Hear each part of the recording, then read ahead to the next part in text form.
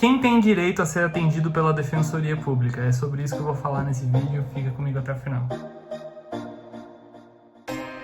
Olá, meus futuros colegas concursados, eu sou o professor Werner Heck, esse é o canal Defensolândia, e se esse não é o primeiro vídeo que você está vendo, eu acho que você deveria pensar em se inscrever clicando nesse botão aqui, porque eu tenho certeza que esse canal vai trazer muitas informações importantes para você se tornar meu futuro colega concursado.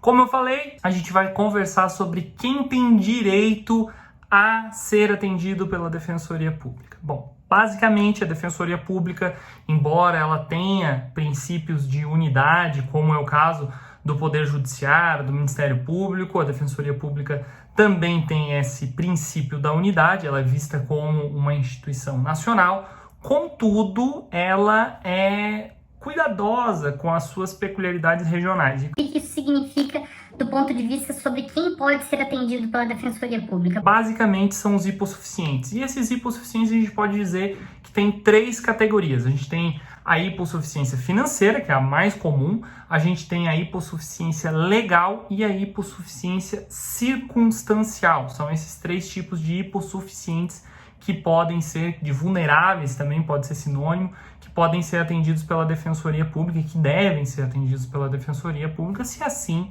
o desejarem essas pessoas. Então, o que acontece? Basicamente, a gente se limita muito pela questão financeira, né? A questão financeira, por ser esse cuidado regional que a Defensoria tem, cada local tem um valor que a pessoa tem que ter como teto de renda familiar ou individual, e aí cada Defensoria Pública faz as suas resoluções. Quem normalmente define isso é o Conselho Superior da Defensoria Pública, que é um dos órgãos de cúpula da instituição. Então, a Defensoria Pública de cada estado tem um valor teto para atendimento, ou seja, se a pessoa ganhar mais do que esse valor, ela não pode ser atendida pela Defensoria Pública no critério da vulnerabilidade financeira, tá? Isso é um primeiro ponto. No caso, eu sou defensor público aqui do Distrito Federal e a Defensoria Pública do Distrito Federal entende que o teto da vulnerabilidade financeira é de 5 salários mínimos. 5 salários mínimos aqui para a Defensoria Pública do Distrito Federal. Tem Defensoria Pública que identifica como 2 salários mínimos, como 1 salário mínimo, como 3 salários mínimos, e aí é importante vocês buscarem o atendimento da Defensoria Pública e identificarem qual é a negativa que vocês vão sofrer, se é por questões financeiras, se é por atendimento, se a Defensoria cobre ou não cobre determinada atuação, que isso também é possível. A Defensoria Pública está ainda se consolidando como instituição, então em vários locais não existe atendimento da Defensoria Pública para determinadas matérias. Então, além de a gente ter os limites financeiros, muitas vezes tem os limites institucionais de fazer o atendimento. Mas, em regra, quando a gente analisa as pessoas que podem ter o atendimento, a gente não vai analisar se a Defensoria Pública tem ou não capacidade de atender aquela demanda numa determinada vara judicial, enfim, em algum local. Mas o que vocês têm que pensar é que a gente tem a vulnerabilidade financeira.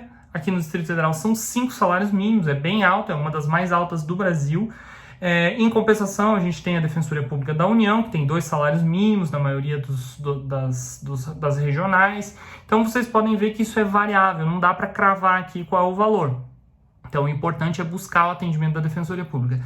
Eu deixei aqui na descrição os links dos sites das Defensorias Públicas de todos os estados e da Defensoria Pública da União, onde vocês podem olhar como ser atendido pela Defensoria Pública, né? Quais são os procedimentos que cada instituição exige ali do seu assistido para ser atendido pela Defensoria Pública. No momento que eu estou gravando esse vídeo aqui, nós ainda estamos passando pela pandemia do Covid-19, então muitas defensorias estão atendendo de forma remota. Eu espero, né, talvez vocês assistam esse vídeo no futuro e esse atendimento remoto ainda esteja ativo, porque foi uma forma realmente de ampliar a capacidade de atendimento das defensorias públicas que até então basicamente se limitavam pelo atendimento presencial, onde a pessoa pode fazer todas as comprovações dos documentos ali presencialmente. Isso evoluiu durante a pandemia, talvez um dos benefícios que a pandemia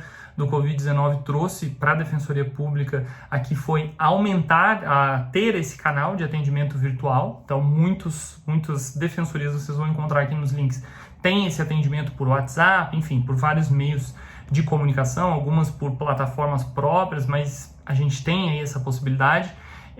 E, obviamente, espero que mantenham também o atendimento presencial assim que possível, né? Assim que se torne seguro ou que criem meios de que o atendimento presencial seja seguro. No momento, o atendimento presencial não aparenta ser seguro em nenhum local, né? Até por conta desses picos que a gente está tendo da pandemia, mas, enfim, o atendimento ele tem que ser feito, tem que ser buscado, a pessoa demonstra sua situação financeira e aí o servidor ou o defensor que atender vai dizer, olha, você se enquadra na condição de vulnerável financeiro e a gente pode fazer o atendimento. Agora sobre as outras duas vulnerabilidades, a vulnerabilidade circunstancial e a vulnerabilidade legal. Vou começar pela vulnerabilidade circunstancial. A vulnerabilidade circunstancial é o que o próprio nome diz sobre alguma circunstância. É possível, por exemplo, que o pai, que tem muito dinheiro, esteja acamado, inconsciente e não está conseguindo um leito de UTI. E o filho, que não tem condição financeira de pagar um advogado naquele momento, todos os advogados cobraram daquela pessoa ali um valor substancial que ela não tem condição de pagar, e aí o filho também não tem acesso às riquezas do pai, isso é possível, é uma circunstância, né? E essa pessoa vai buscar a Defensoria Pública, vai demonstrar a situação e o pai precisa de um leito de UTI urgente, senão ele vai morrer. A Defensoria Pública vai, ajuiza a ação, não necessariamente vai acompanhar o processo, mas ajuiza a ação. Assim que o pai recobrar a consciência, que puder contratar um advogado, fica então direcionado para que o pai dessa pessoa aí acabe contratando esse advogado e o processo segue sendo tocado por um advogado particular. Mas vejam que existiu uma atuação da Defensoria Pública que foi circunstancial, que foi por questões de uma circunstância, não necessariamente porque o pai seria um hipossuficiente legal ou hipossuficiente financeiro, mas sim por conta da conjuntura, por conta do conjunto da obra ele acabou sendo atendido. E a última hipossuficiência, que é a hipossuficiência legal, são as questões temáticas. Se a gente for buscar, por exemplo, quando a gente fala de questões coletivas, né? E eu, basicamente, hoje atuo na tutela coletiva da execução penal. Existem presos que são abastados, principalmente aqui no Distrito Federal a gente tem vários presos políticos, né? Vários presos, não é um bom termo falar termos políticos, mas são políticos que estão presos, melhor dizendo.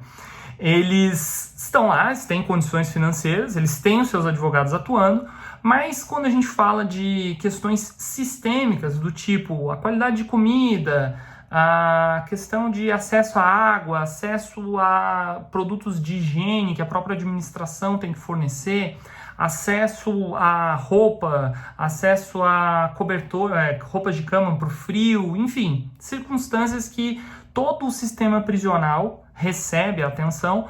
Eu mesmo, atuando em nome da Defensoria Pública numa atuação coletiva, acabo tutelando direitos, inclusive para essas pessoas, mas do ponto de vista sempre temático legal, porque eles se enquadram as pessoas presas, né? O sistema, a Defensoria Pública é um órgão de execução penal, então tem essa visão sistêmica do próprio sistema prisional, então a gente tem uma atuação desse ponto aí. Outro exemplo pode ser as questões de diversidade, né? Que a gente tem as questões de gênero, enfim, várias situações de diversidade que a Defensoria Pública atua por meio do seu núcleo de execuções penais. É uma atuação coletivizada também e acaba servindo para pessoas que têm condição financeira, mas o foco é óbvio, né?